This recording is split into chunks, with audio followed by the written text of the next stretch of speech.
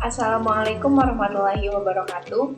Halo semuanya, perkenalkan nama saya Sabia Putri Anjani dengan nomor pokok mahasiswa 212151013 dari kelas 2021A Pendidikan Matematika Fakultas Keguruan dan Ilmu Pendidikan Universitas Siliwangi. Video ini dibuat untuk memenuhi mata kuliah filsafat dan sejarah matematika yang diampu oleh Bapak Deddy Nurjamil, Dr. Andes, Magister Pendidikan. Di video kali ini, saya akan membahas mengenai hakikat pengetahuan. Yang pertama, ada definisi hakikat pengetahuan. Menurut Joni S. Prijono, pengetahuan adalah nilai yang membiasakan orang yang mengembannya untuk selalu tahu atau sadar tentang apa yang dia lakukan dan mandiri dalam penelitian. Sedangkan menurut John Dewey, pengetahuan ialah perkembangan pandangan instrumentalis, pragmatis, di mana kecerdasan dilihat sebagai penyesuaian yang sensitif dan fleksibel dengan bermaksud end in view.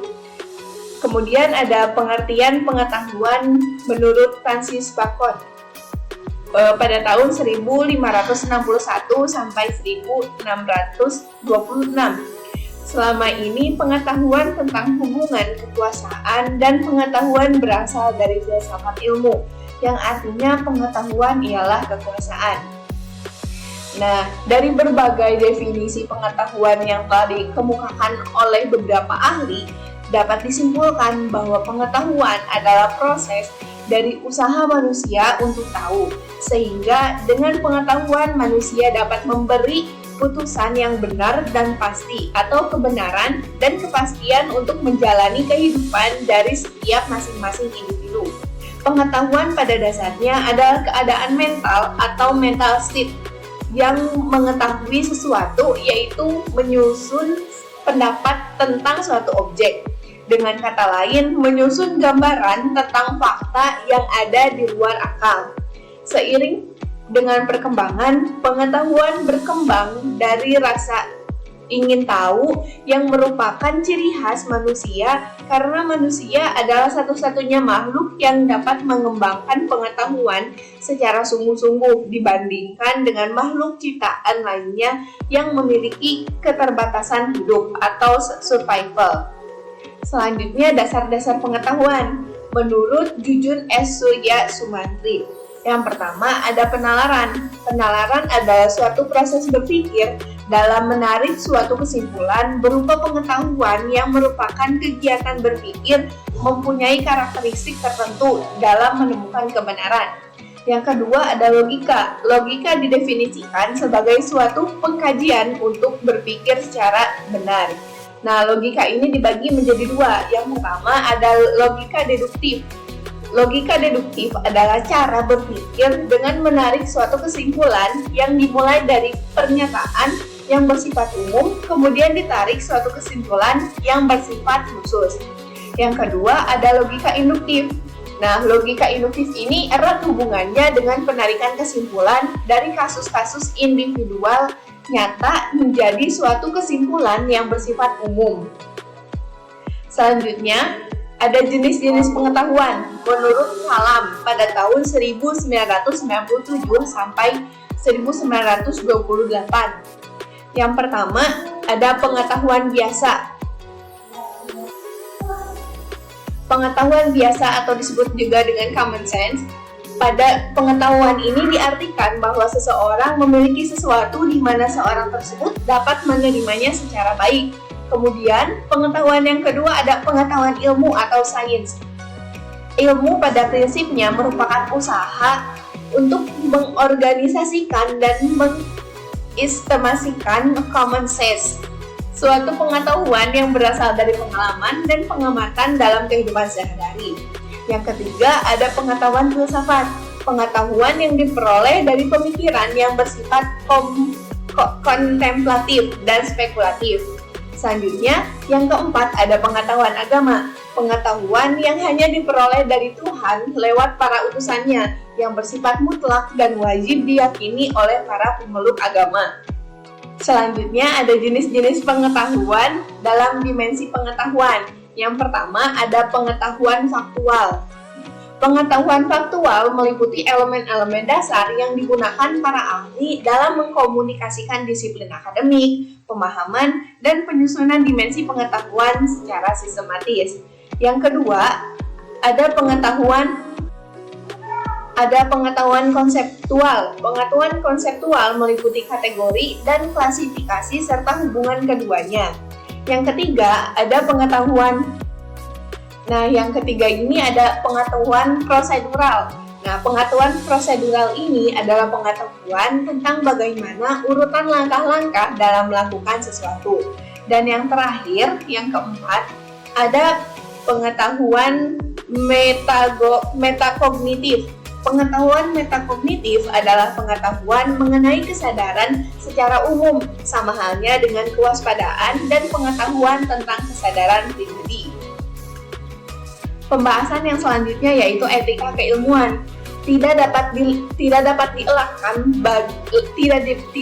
dielakkan lagi bahwa ilmu dan teknologi telah banyak membangun manusia dalam pengertian yang sangat luas, tetapi juga tidak dapat diabaikan begitu saja adanya dampak negatif. Dalam hal ini, manusia tidak seharusnya menjadi budak teknologi, tetapi ilmu dan teknologi yang harus berada di tangan manusia atau di bawah kendali manusia. Selanjutnya ada sumber pengetahuan.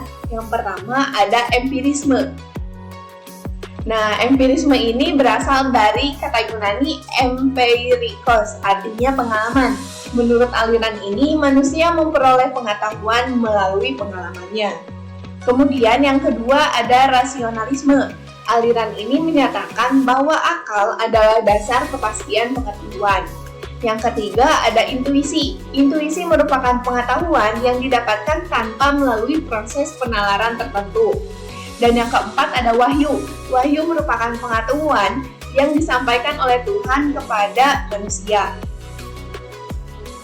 Yang selanjutnya ada karakteristik ilmu pengetahuan menurut Ismaun pada tahun 2001. Yang pertama ada objektif. Nah, maksud objektif di sini yaitu ilmu berdasarkan hal-hal yang objektif, dapat diamati dan tidak berdasarkan pada emosional subjektif. Yang kedua ada koheren. Nah, koheren ini pernyataan atau susunan ilmu tidak kontradiksi dengan kenyataan. Yang ketiga ada reliable, yaitu produk dan cara memperoleh ilmu dilakukan menjadi melalui alat ukur dengan tingkat keterandalan atau reliabilitas tinggi. Yang keempat ada valid, yaitu produk dan cara-cara memperoleh ilmu dilakukan melalui alat ukur dengan tingkat keabsahan atau validitas yang tinggi baik secara internal maupun eksternal. Yang kelima memiliki generalisasi. Suatu kesimpulan dalam ilmu dapat berlaku umum. Yang keenam ada akurat, yaitu penarikan kesimpulan memiliki keakuratan atau akurasi yang tinggi. Dan yang terakhir, yang ketujuh dapat melakukan prediksi. Nah, maksudnya ilmu dapat memberikan daya prediksi atas kemungkinan-kemungkinan suatu hal. Bahasan yang selanjutnya ada sifat-sifat ilmu. Sifat ilmu yang pertama memiliki objek. Nah, maksud memiliki objek di sini yaitu setiap ilmu memiliki objek yang menjadi pusat kajian. Yang selanjutnya memiliki metode. Dalam mempelajari ilmu pengetahuan tidak dilakukan secara asal-asalan, tetapi memerlukan metode khusus. Yang ketiga, bersifat sistematis. Ilmu pengetahuan harus bersifat sistematis. Maksudnya adalah ilmu pengetahuan harus tersusun secara sistematis dari yang sederhana hingga yang kompleks yang diatur sedemikian rupa sehingga yang satu dan yang lainnya dapat saling mendukung. Kemudian, yang keempat ada bersifat universal. Ilmu pengetahuan harus bersifat universal. Maksudnya adalah kebenaran yang disajikan dalam ilmu pengetahuan harus berlaku secara umum dan diterima di semua institusi pendidikan. Yang kelima, bersifat objektif. Ilmu pengetahuan harus bersifat objektif.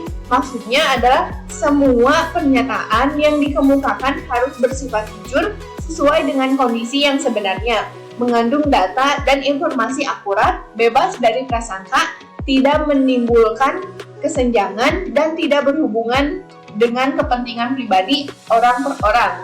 Yang keenam, bersifat analitis.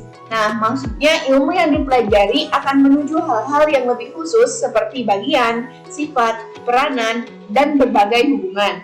Yang ketujuh, bersifat verifikatif. Artinya, pernyataan yang berupa kebenaran dalam ilmu pengetahuan tidak bersifat mutlak, tetapi bersifat terbuka atau verifikatif. Bahasan yang selanjutnya yaitu metode-metode pengetahuan. Yang pertama ada metode induktif. Metode induktif ini adalah suatu metode yang menyampaikan pernyataan-pernyataan hasil observasi dan disimpulkan dalam suatu pernyataan yang lebih umum. Kemudian yang kedua ada metode deduktif. Nah, metode deduktif ini adalah suatu metode yang menyimpulkan bahwa data-data empiris diolah lebih lanjut dalam suatu sistem pernyataan yang runtut. Kemudian yang ketiga ada positivisme. Nah, metode ini dikeluarkan oleh Auguste Comte pada tahun 1798 sampai 1857. Metode ini berpangkal dari apa yang telah diketahui, yang faktual, yang positif. Ia mengesampingkan segala uraian di luar yang ada sebagai fakta. Kemudian yang keempat ada metode kontemplatif. Nah, metode ini mengatakan adanya keterbatasan indera dan akal manusia untuk memperoleh pengetahuan, sehingga objek yang dihasilkan pun akan berbeda-beda. Yang kelima ada metode dialektis. Nah, dalam filsafat, dialektika mula-mula berarti metode tanya-jawab untuk mencapai kejernihan filsafat. Mungkin itu saja yang dapat saya sampaikan. Mohon maaf apabila banyak sekali kekurangan. Terima kasih. Wassalamualaikum warahmatullahi wabarakatuh.